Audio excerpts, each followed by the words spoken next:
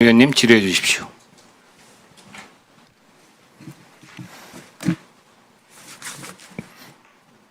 PPT 화면 부탁합니다. 네. PPT 화면 안 올라옵니까?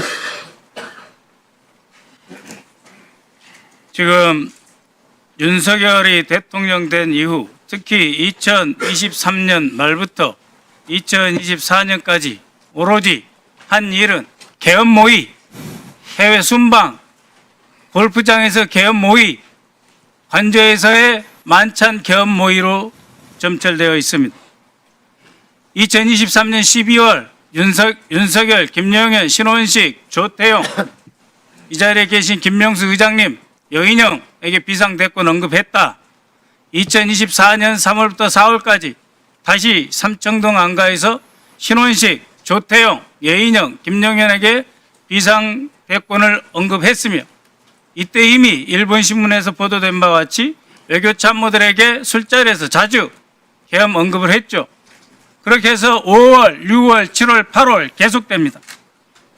그 다음 화면 보십시오. 9월, 10월, 11월, 12월 윤석열은 국회를 해산하고 짓밟고 비상입법 대책기구를 설치해서 국회의원들을 비온 벙커로 보내고 필요시 U3 벙커로 가두고 선관위의 조작된 진술서를 받아서 더 이상 대한민국을 선거 없는 나라로 만들고 대법관 그리고 현직 판사까지 구속, 체포해서 사법부를 마비시켰어. 입법, 사법, 선관위 전체를 뒤집어엎고 영구집권을 꾀했습니다. 자, 다음 화면 한번 봐주십시오. 계엄 모의를 위해서 2024년 2월 23일 이진우 소방사령관, 곽종근 특전사령관 방첩사 방문하셨죠? 24년 3월 20일 이상민 장관 방첩사 방문했습니다. 더욱이 3월 22일 그러니까 여인영 방첩사령관, 신원식, 김영현 등과 만찬한 직전에 윤석열은 31년 만에 처음으로 방첩사를 방문했습니다. 그리고 한 달 뒤도 안 된 시기에 국군 방첩사령부령을 개정해서 사이버 및 대테러 활동을 지원토록 업무 범위를 확장시킵니다. 6월 10일 문상호 정보사령관 또 방첩사 방문합니다. 방첩사령부가 쿠데타와 반란의 본거지 아지트가 된 것이죠. 박한수 육군참모총장 6월 13일 방문하셨죠. 강호필 합참차장 7월 12일 방문하셨죠. 그리고 김용현이 국방부 장관으로 됩니다. 존경하는 국방차관님, 직무대행님, 그리고 합참의장님께 여쭙니다. 저희가 계엄령 경고를 했고 계엄하지 말라고 부탁을 드렸습니다. 단 한 분이라도 차관님과 합참의장께서는 계엄 가능성에 대해서 예하 사령관들에게 특히 지작사령관, 방첩사령관, 특전사령관, 소방사령관에 대해서 한 번이라도 경고하신 적 있습니까? 경고하신 적 있으십니까? 계엄 그 자체에 대해서 가정해 본 적이 없었습니다. 그래서 경고하신 적도 없고 체크도 안 하셨죠? 예. 정경환 합참의장님 마찬가지시죠? 예, 저희들 합참에서도 그때 말씀하신 거에 대해서 귀담아 들을 필요는 있었지만 못 들었습니다. 그리고 참모들하고 이게 가능한 거냐? 아마 들을 필요 있는데 못 들었다는 게 무슨 말씀이세요? 참모들과 할 때 이거는 불가능하다. 그래서 점검도 안 하셨죠? 그렇습니다. 예, 그런데 제가 굉장히 양가적인 감정을 갖고 있어요. 합참의장님께. 그 어려운 시기에 계엄에 전폭적으로 동참하지 않고 그래도 국방 의무를 지키기 위해서 차관과 함께 노력해 주시고 아직도 저는 지작사령관 강호필 대장에게 존경심을 포기하지 않고 있습니다. 지금 이 엄중한 시기에 세 분이 대한민국 안보를 지키셔야 되기 때문이죠. 그럼에도 불구하고 정경환 합참의장님, 원래 계엄사령부 국방부 건물 5층에 설치하기로 되어 있습니다. 그런데 집통실로 밀고 내려왔어요. 합참의장, 그때 결심실의 의자의 주인공은 합참의장입니다. 그렇지 않습니까? 집통실, 결심지원실의 주인은 합참의장이죠. 어느 순간이라도 적이 공격하면 바로 격퇴시켜서 대한민국을 지키셔야 할 합참의장의 자리, 그날 장관과 쿠데타 세력에게 빼앗기셨죠. 그러면서 10시 40분에 전군 경계 태세를 내려야 하는 그런 비극적인 결정을 하셨죠. 그러셨죠? 장관에게 지휘통제실 결심지원실에 의장 자리 뺏기셨죠? 대답을 왜 안 하십니까?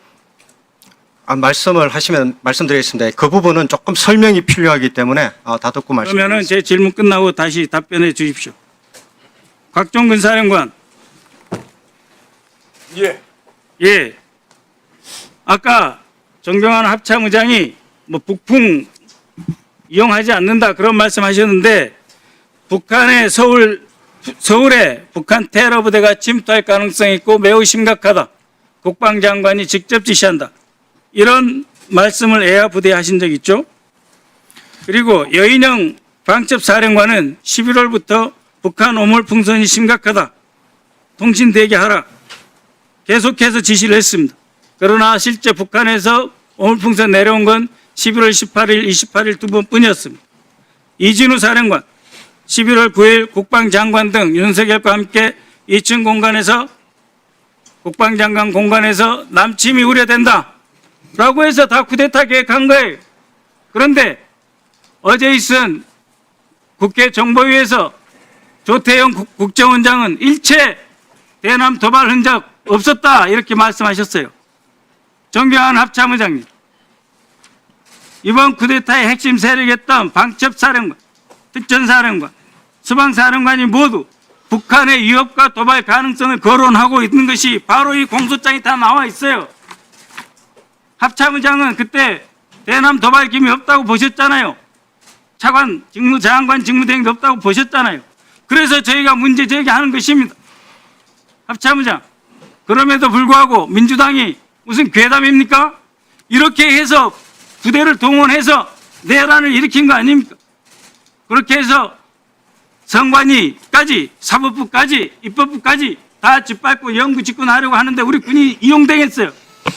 그것에 대해서 정의로운 분노감도 없습니까? 합참의장이? 권력권자로서 우리 군이 이렇게 악용돼도 되는 겁니까? 한 말씀 해보십시오. 예, 진심으로 안타깝고 이 자리에 군복 입은 장군님들이 계시면 안 되는 여기 국회 국방위원회 자리지 않습니까?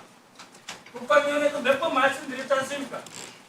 그럼에도 불구하고 의장께서 이 자리에 앉아서 이 공소장의 버젓이 북한을 위협을 이용해서 어물풍선 11월 달에 18, 28을 딱 뜨고 나는데 그럼까지 다 이용해서 비상계엄을 준비하고 있는데 의장은 하나도 몰랐다고 해요. 그래놓고 그것을 지적하는 야당에 대해서 국민들에게 제대로 된 사과 한마디 안 하고 뒤에 계신 장군님들께 의장으로서 단 한 번 미안한 생각 가지셨어요? 자, 이제 마무리해 주시고요. 네. 의장 신상 발언하세요. 예, 합참의장님. 예, 말씀드리겠습니다. 먼저 비상계엄에 대해서는 군을 대표해서 사죄드린다고 말씀드렸습니다. 사죄드립니다.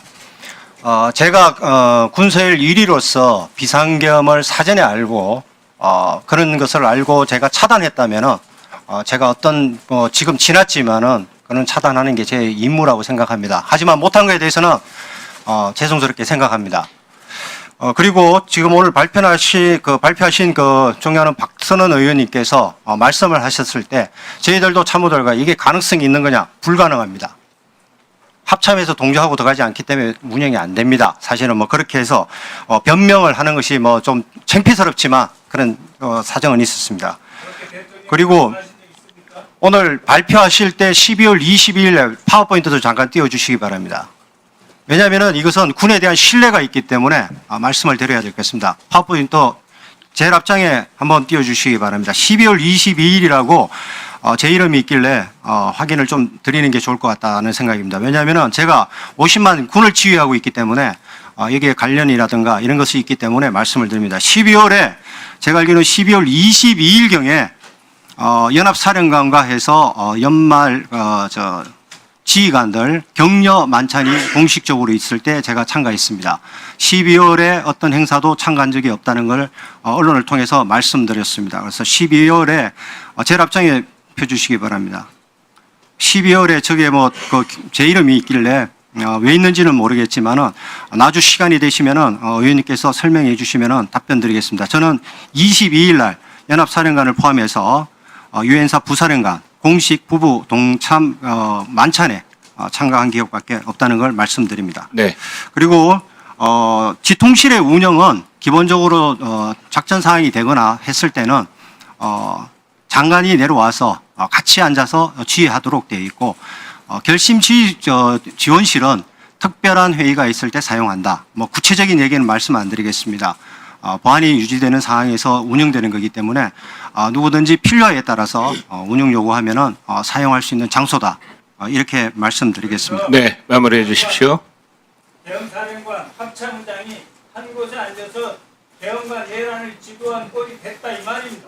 자, 박선원 의원님, 맞습니까? 예, 고생하셨습니다.